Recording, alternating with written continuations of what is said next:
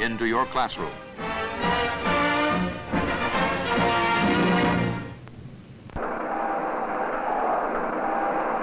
T-minus 10, 9, 8, 7, 6. 5, 4, 3, 2, 1, ignition.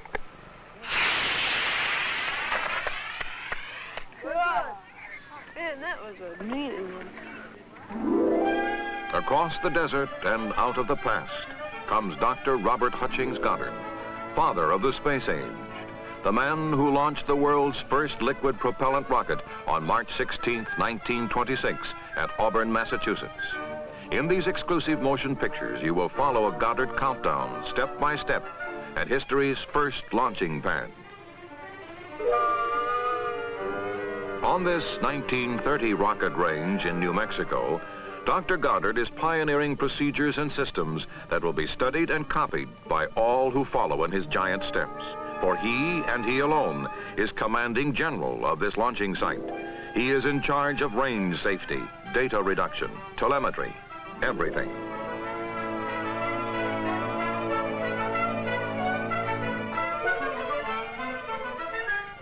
With all systems go, the launch crew runs to Dr. Goddard's wooden blockhouse to wait out the final, fateful seconds of the countdown.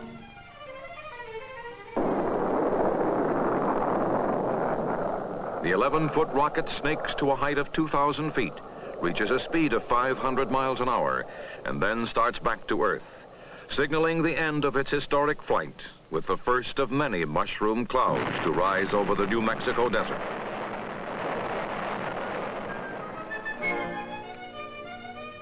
Robert Hutchings Goddard is a brilliant, dedicated scientist, a pioneering genius who is convinced that man one day will land a rocket on the moon. In the 1930s and early 1940s, Dr. Goddard records a remarkable series of space-age firsts, including the first parachute instrument-carrying rocket and the first flight of a supersonic rocket. But America in general ignores his work. Nazi Germany and other power-hungry countries do not. German scientists keep close track on his progress, and the Japanese and Italian embassies in Washington make repeated requests for information on his work. Dr. Goddard declines all such requests, but the basic patents on his rocket research are available to one and all for just 10 cents.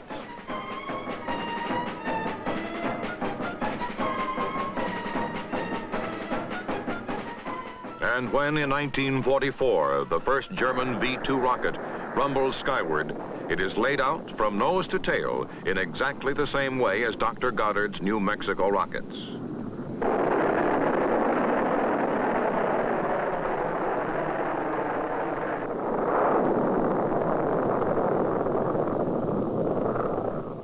After VE Day, American ordnance men question German scientists about their awesome rockets, and they receive a surprising reply. "Why do you ask us these questions?" they say. "Why don't you ask your own Dr. Goddard? We learned these things from him." Dr. Goddard cannot answer. He is dead.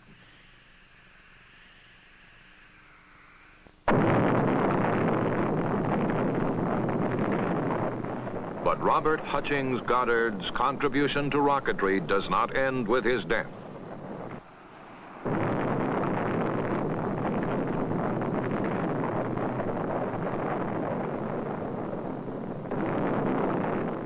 Even today, more than 20 years after his death, it is impossible to design, build, and launch a rocket without infringing on a Goddard patent.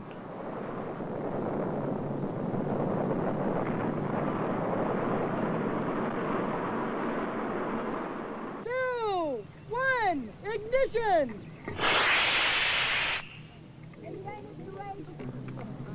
Robert Hutchings Goddard's love of science lives on, too, in the growing number of model rocket societies that are springing up all across the United States. One, ignition! Track it! There it is. Watch where it goes. Nice shot, Irving.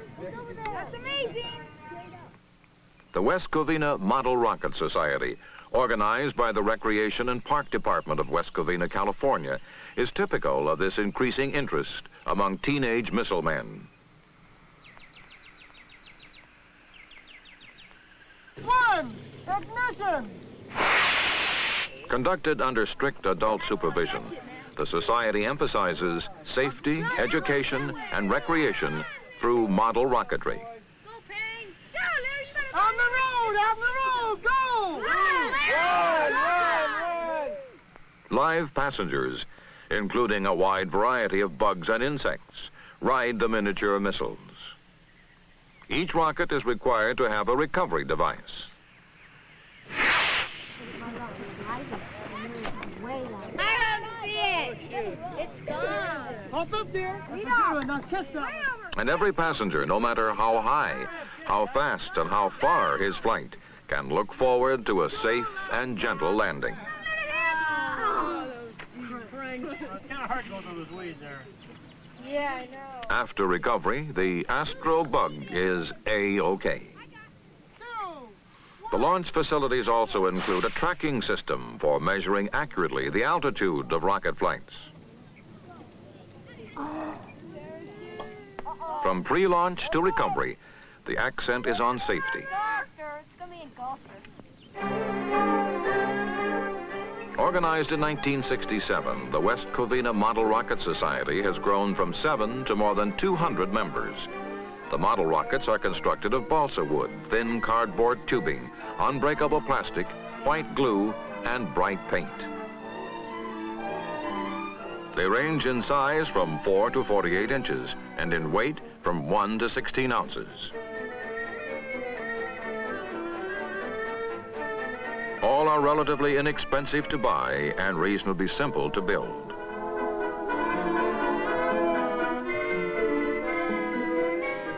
Aerospace workshops under adult supervision are held once a week.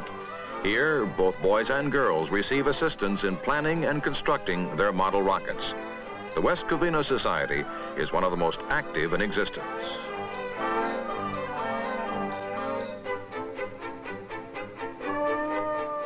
Among the many facilities at the clubhouse is a hand-powered wind tunnel that is used to test the aerodynamics of the model rockets.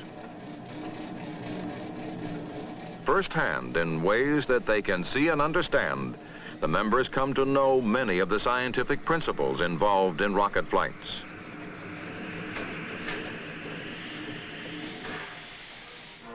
Static tests are also conducted from time to time to measure the thrust of the powerful little engines that are used to launch the model rockets.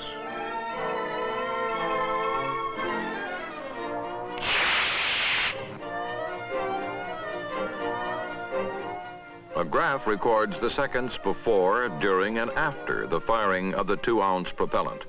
The sudden variation indicates the moment of ignition.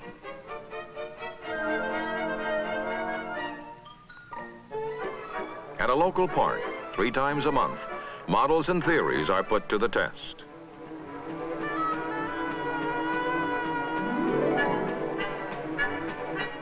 In the first year, 1,500 launchings are made without a single mishap. Ground Zero is a small mesa that sits in a valley protected on all sides by hills, the tops of which are used for tracking and clearance stations.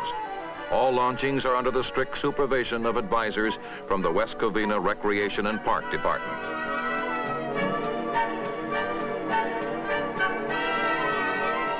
Club membership includes boys and girls ranging in age from 9 to 17. Before the launchings begin, the advisor divides them into 2 groups. While one group launches its rockets, the other group mans the tracking, recovery, and data reduction stations. Later, they change places. Safety comes first, last, and always on the rocket range. Restricted area signs mark the launch site. All models are propelled by a commercially manufactured rocket engine consisting of a solid propellant, a time delay powder to allow for coasting, and an ejection charge to deploy the parachute recovery system.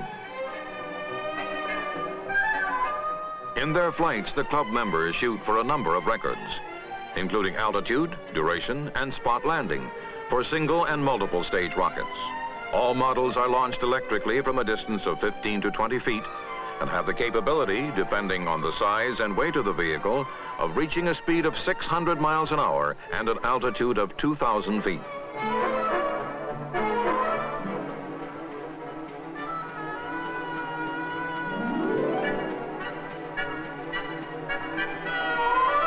Two tracking stations, 500 feet from ground zero, monitor the launches. The flight time and angle of ascent are recorded and used to plot the peak altitude of each launch. We're armed and counting. 5, 4, 3, 2, 1, ignition.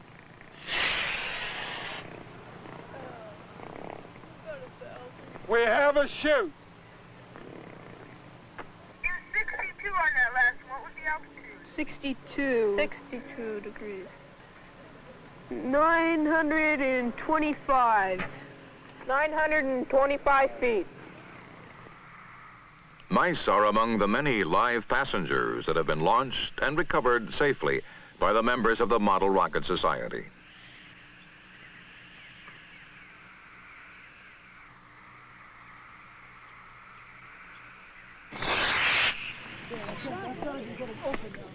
Good, good. Lead it, and catch it.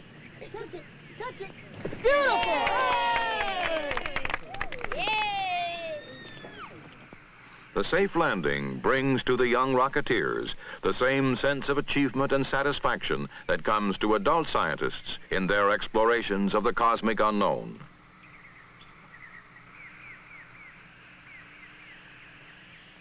Mouse recovered.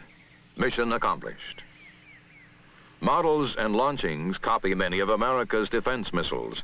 Here, a rocket is placed into a silo to simulate the underground firing of a Minuteman missile. And This launching is photographed in slow motion, and the action is 1/10 its normal speed. 2, 1, ignition.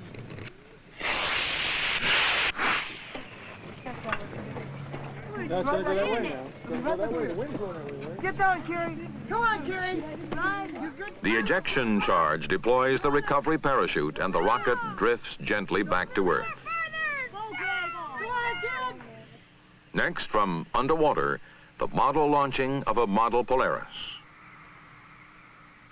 Once again, the action is slowed down. Ignition.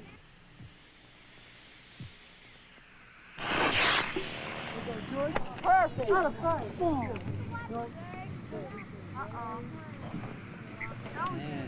Hey, look at it. These miniature missiles that streak into the sky, and the boys and girls who build, test, and fire them, are the heirs of, and the links with, Robert Hutchings Goddard, the father of the space age, who in his youth found the same love of science that they now know.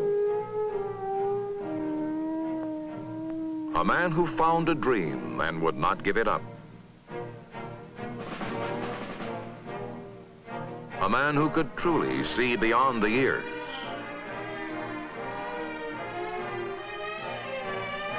For Robert Hutchings Goddard was the man who first awakened the powerful giant that slumbered in the liquid propellant rocket.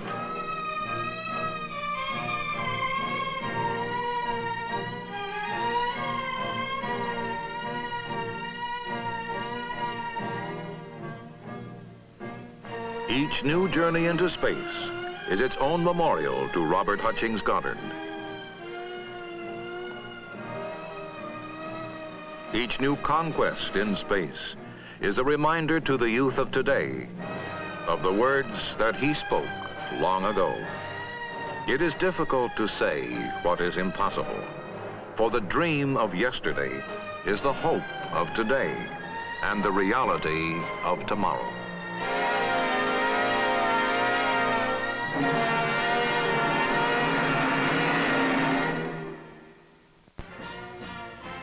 To widen your horizons, to stimulate your interest in things going on about you, Wolf & Dessauer, one of America's great department stores, has presented the Screen News Digest as a public service.